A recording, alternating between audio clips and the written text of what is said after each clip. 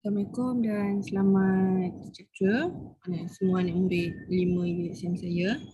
So untuk hari ini 27 hari bulan Mac, video untuk hari ini adalah latihan berkenaan dengan bab 10, bab yang kamu telah buat nota daripada minggu lepas. So ini antara hasil kerja kawan kamu yang saya seperti yang saya nak lah, dia memahami apa yang, dan dia tak faham sebenarnya. Kawan-kawan kamu sebenarnya ramai juga yang tak faham, tapi dia tanya, mereka bertanya macam mana nak buat apa yang cikgu nak sebenarnya kan. Bertanya sebab komunikasi itu kan penting. Okey, jadi ini antara hasil kerja kawan kamu lah. Okey, ni antara hasil kerja kawan kamu. Ada nama formula, ada jalan kerja formula dan ada tafsiran formula. Ini sama, simple je, satu helai macam ni saja. Yang lain yang buat tu pun alhamdulillah lah, tak ada masalah. Boleh juga untuk kamu guna pakai untuk buat latihan untuk jawab soalan berkenaan dengan topik ni. Okey, topik nombor bab 10 ni analisis dan tafsiran nisbah ni, dia tahun lepas keluar. Tahun lepas ni maksudnya SPM 2021 keluar.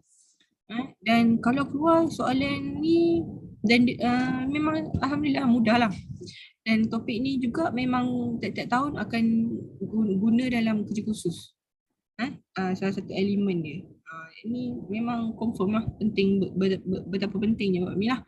Bab ni saya rasa bonus sebab dia hanya formula, masukkan macam cari nilai-nilai ni untuk kasar, jualan, semua-semua ni kan, benda-benda ni kan. Kita cari di mana dan kira.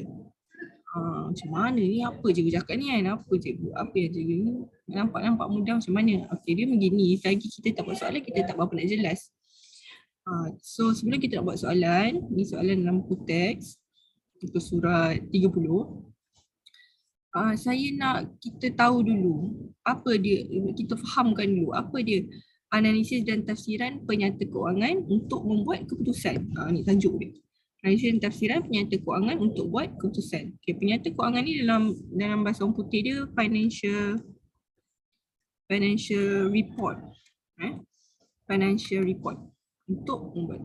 So kita nak buat keputusan, adakah pelaburan kita dalam satu syarikat tu berbaloi? Adakah kita nak buat pelaburan dalam syarikat A ataupun dalam syarikat B? Ni contohlah nak buat keputusan dia. Keputusan salah satu contoh nak buat keputusan.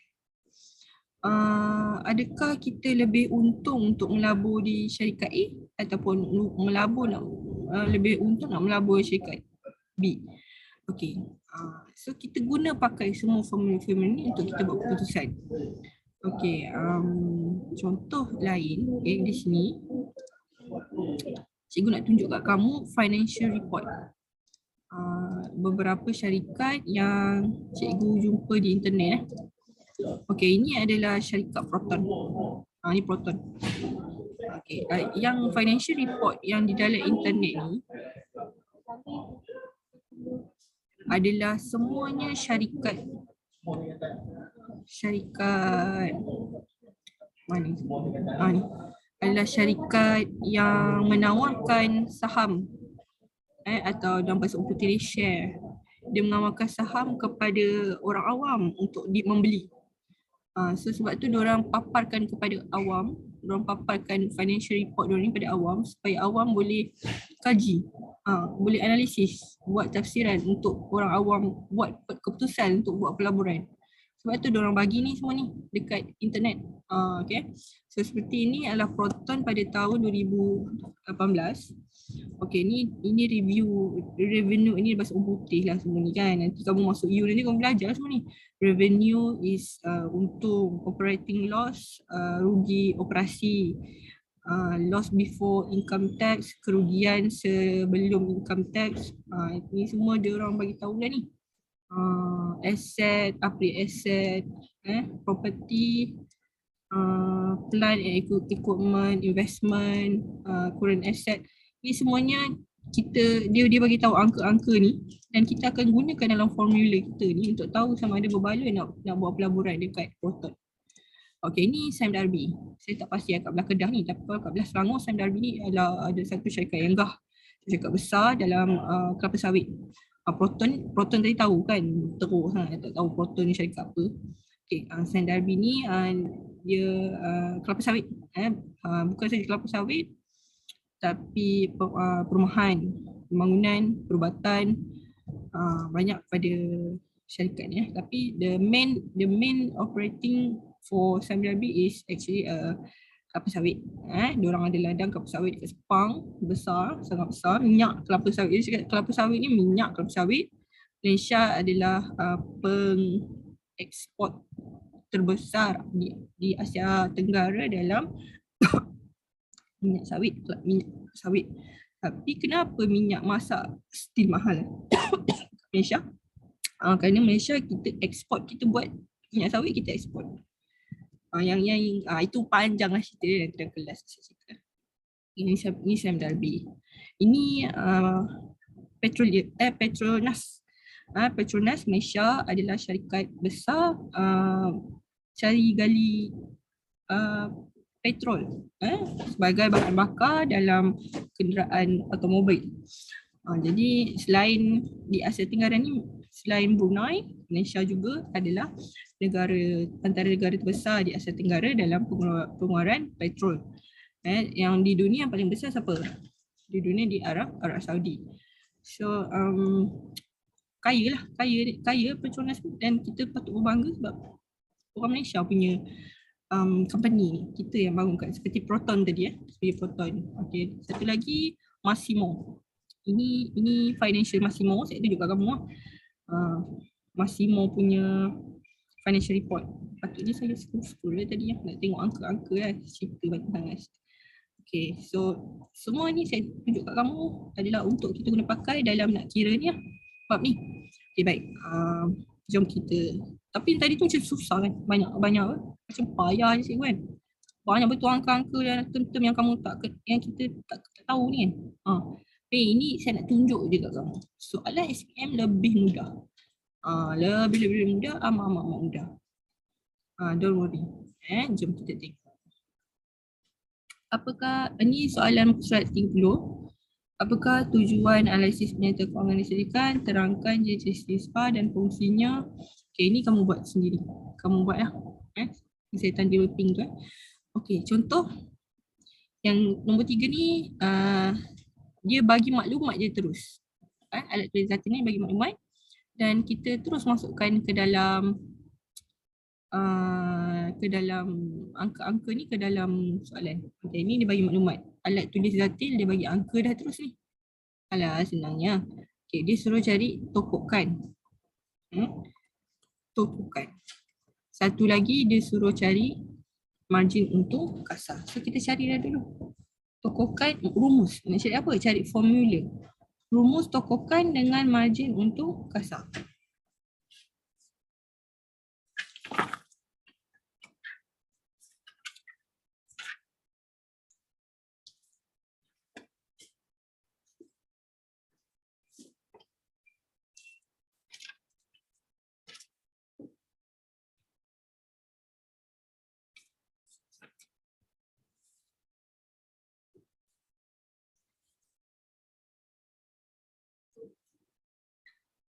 Okay,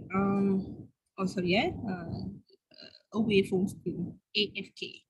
Okay, tokokan apa rumus tokokan? Tak ada pun dalam ni cikgu. Okay, tokokan ni nama lain bagi peratus untung kasar atas kos jualan.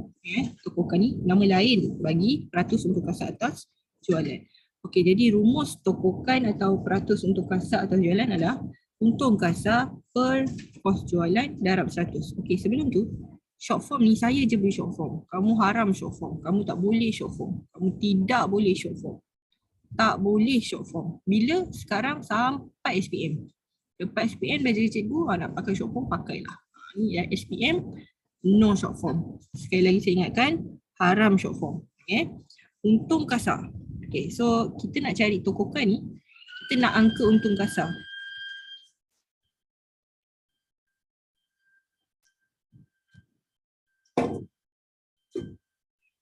Okay. So soalan tak bagi pun untung kasar. Ada jualan, ada kos jualan. Okay, kos jualan dah ada dah. 26,000. Darab 100. Sekarang kita cari untung kasar. Gunakan maklumat yang dia bagi. Maklumat apa dia bagi? Dia bagi jualan, dia bagi pulangan jualan, dia bagi modal. So nak dapat untung kasar,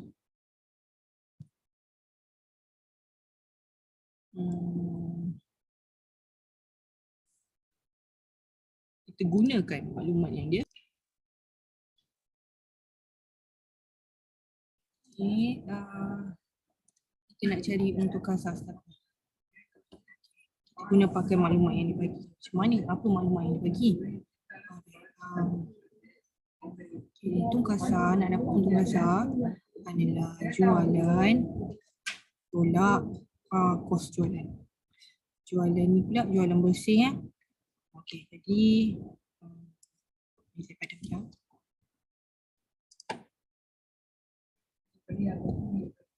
So dia jadi panjang lah sikit. Okey. Untuk kasar saya pakai pen biru . Okey, untuk kasar adalah jualan bersih. Cari dulu jualan bersih. Cari jualan bersih. Jualan tolak dengan pulangan jualan. 2,790 tolak 470 tolak kos jualan. Ini rumus lah. Kamu boleh tambah dalam BFF. 26,000. Okey. Jadi tekan kalkulator, jawapan kamu adalah 55.076. Saya bundarkan 55.08%. Sebab apa peratus? Sebab ni ada peratus . Okey, dah settle. A. Okay, B, margin untung kasar. Margin untung kasar. Apa rumus dia? Untung kasar per jualan bersih darab 100. Kawan yang ingat. Margin untung kasar per jualan bersih darab 100. Ini rumus ni dari dekat BFF . Okay, untung kasar kita dah dapat ni tadi kan. Ni yang warna biru ni tadi. Angka dia adalah 14320. Caranya buat baliklah cara dia tu.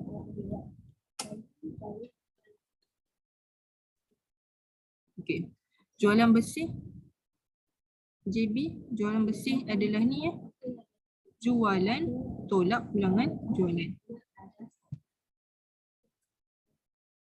Dah 100. Okay, so tekan kalkulator kamu akan dapat 35.52%. Okay. So ini cara nak guna pakai formula lah, nak tunjuk kat kamu. Okay.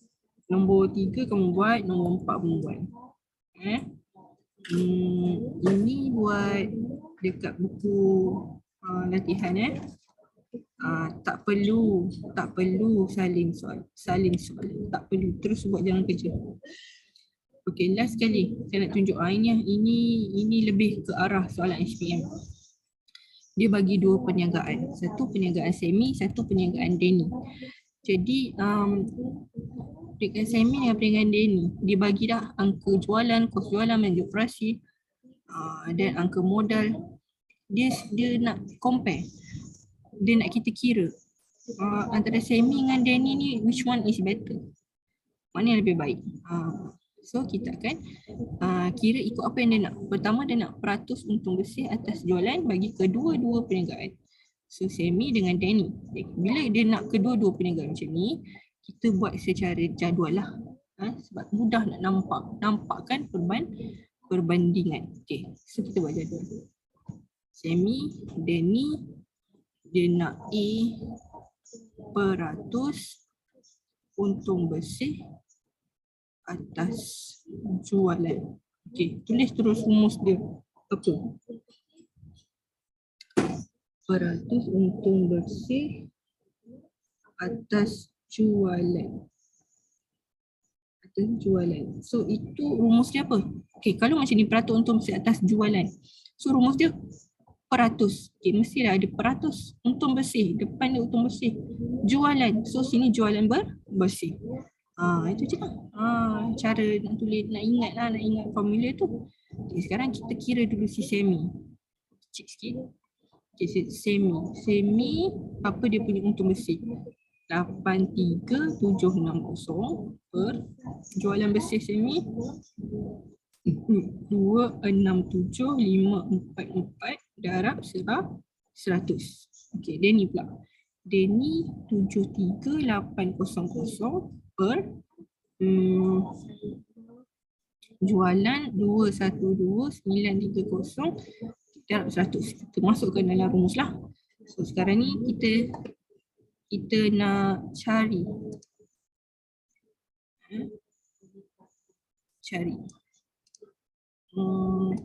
saya try buat dia ni.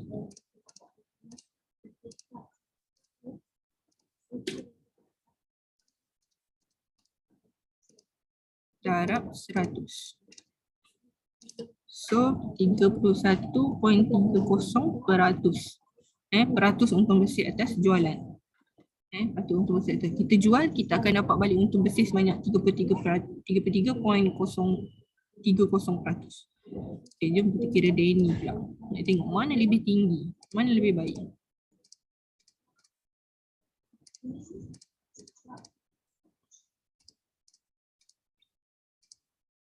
Darab 100. Okay, 34.66. 34.66%. Okay, cuba tengok angka semi dengan Denny. Mana lebih tinggi? Angka dia, Denny lebih tinggi. Alright, jadi sebelum tu cikgu nak tengok kawan kamu tulis apa. Peratus untung bersih atas jualan ni. Bagi setiap ringgit jualan bersih, untung bersih yang diperoleh adalah sebanyak berapa-berapa. Okey, jadi di sini yang kita punya kira semi dengan Denny tadi ni, bagi setiap RM RM1 jualan semi, kita akan dapat balik jualan bersih sebanyak 31.30%. Kalau Denny banyak ni. So, Denny lebih besar, Denny lebih bagus dalam nak mendapatkan balik untung bersih bagi setiap penjualan. Gitu. Okey, ni A. Okay, B pula. B ni famous sangat pulangan atas modal ni. Ni pulangan atas modal ni famous sangat, selalu keluar. Okay, pulangan atas modal apa dia punya rumus? Untung bersih per modal darab 100. Okay, untung bersih kita tengok lah. Untung bersih 83760, modal semi 248. Okay, Denny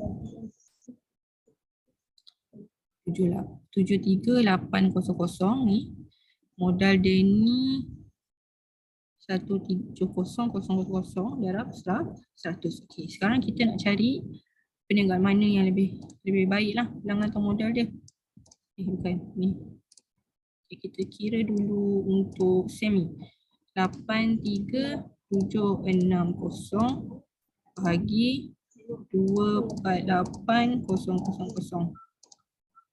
Okay, darab 100. So dapat 33.77. Alright. Lepas tu kita kira pula untuk Denny.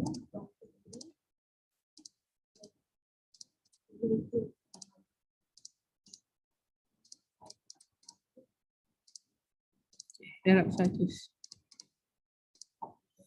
43.41. Okey, mana angka yang lebih besar?